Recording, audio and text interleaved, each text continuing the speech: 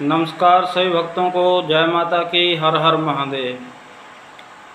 आइए दोस्तों, आज हम जानकारी लेके आए हैं आपके लिए कि सावन के महीने में किस प्रकार से भगवान शिव का पूजन करना चाहिए।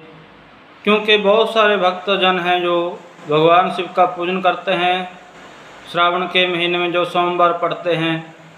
तो उन भक्तों की जानकारी के लिए आज हम भगवान शिव का पूजन करने का सूक्ष्म तरीका क्या है, किस प्रकार से भगवान शिव को प्रसन्न किया जाए सावन के महीने में, तो इसके विषय में आज हम आपको कुछ बातें बताने जा रहे हैं।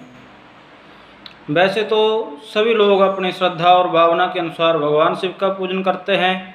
भगवान भोलेनाथ बड़े ही दयालु हैं और बड़े भोले भाले हैं, तो वह बहुत जल्दी प्रसन्न हो जाते हैं।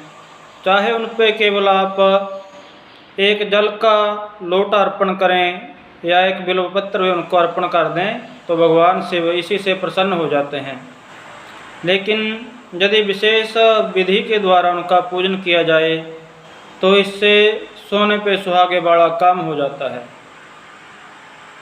जो लोग सोमवार को भगवान शिव का पूजन करना चाहते हैं, सबसे उत्तम बात तो यह है कि यदि यह पूजन आप किसी ब्राह्मण के द्वारा वैदिक मंत्रों के द्वारा संपन्न करवा सकें तो बहुत उत्तम बात है। यदि ऐसा संभव ना हो तो आप भी अपनी श्रद्धा और भावना के अनुसार भगवान शिव का पूजन कर सकते हैं। तो सबसे पहले क्या करना है, आपने सोमवार के दिन प्रातः जल्दी उठें, अपने नित्य क्रिया से निवृत्त होकर स्नान कर लें, शुद्ध धुले हुए वस्त्र धारण करें। कोशिश करें कि सफ़ेद रंग के वस्त्र धारण करें या फिर काले या नीले रंग के वस्त्रों को छोड़ के आप अन्य कोई रंग के वस्त्र भी धारण कर सकते हैं। जैसी आपकी व्यवस्था बन सके तो शुद्ध वस्त्र वैसे ही आप धारण करें। उसके बाद आपने एक बर्तन में गंगा जल लेना है, उसमें थोड़ा ताज़ा जल मिला लें और उसके अंदर थोड़ा दूध डाल लें। इसके द्वारा भी आप भगवान शिव का स्नान करवा सकते हैं। या फिर आप दूध, दही, घी, शहद और देसी जो चीनी होती है, जिसको हम शर्करा बोलते हैं, शक्कर भी जिसको बोल देते हैं हम भाषा में, इन पांचों चीज़ों का मिश्रण करके आप पंचामृत बना लें।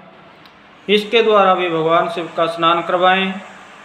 फूल, पत्ते और बिल्वपत्र जो भी आपको मिले, विजय पत्र जिसको हम भांग के पत्ते बोल देते हैं, शमी पत्र, जंडी के पत्र, या फिर आप धतूरे के फूल मिल सकें तो वो भी ले सकते हैं।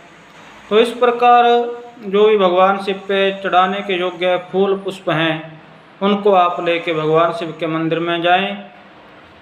वहाँ पर भगवान शिव को स्नान करवा के फिर फूलों से उनको सजा दें, देसी घी का दीपक जलाएं, धूप दिखाएं भगवान शिव को, और वहाँ बैठ कर के भगवान शिव के ओम नमः शिवाय मंत्र का कम से कम 108 बार जाप करें।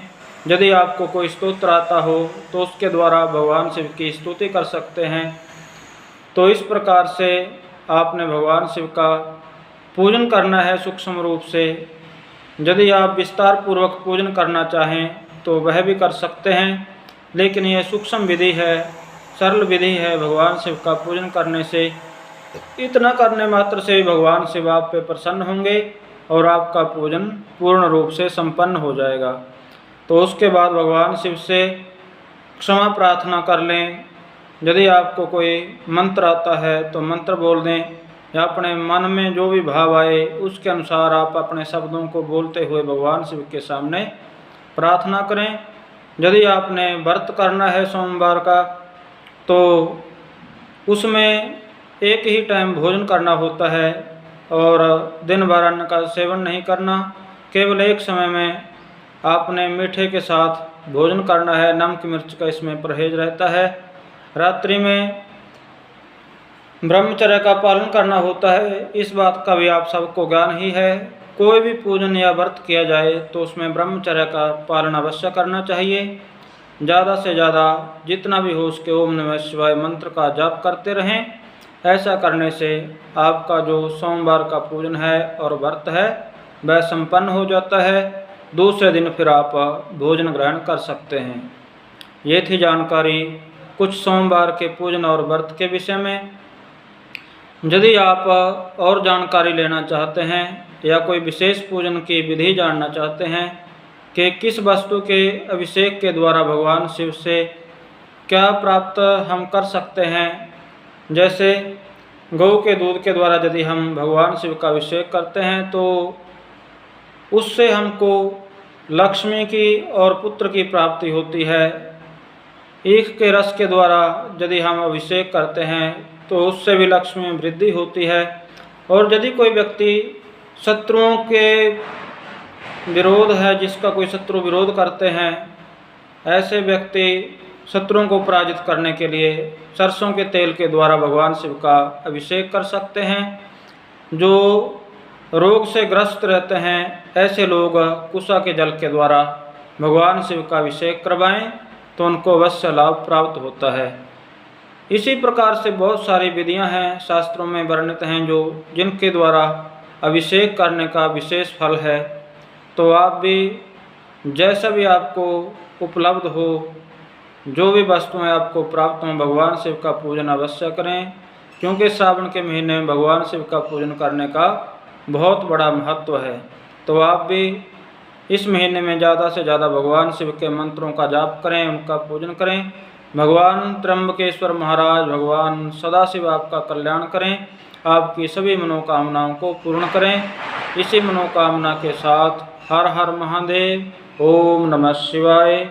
ओम नमः शिवाय।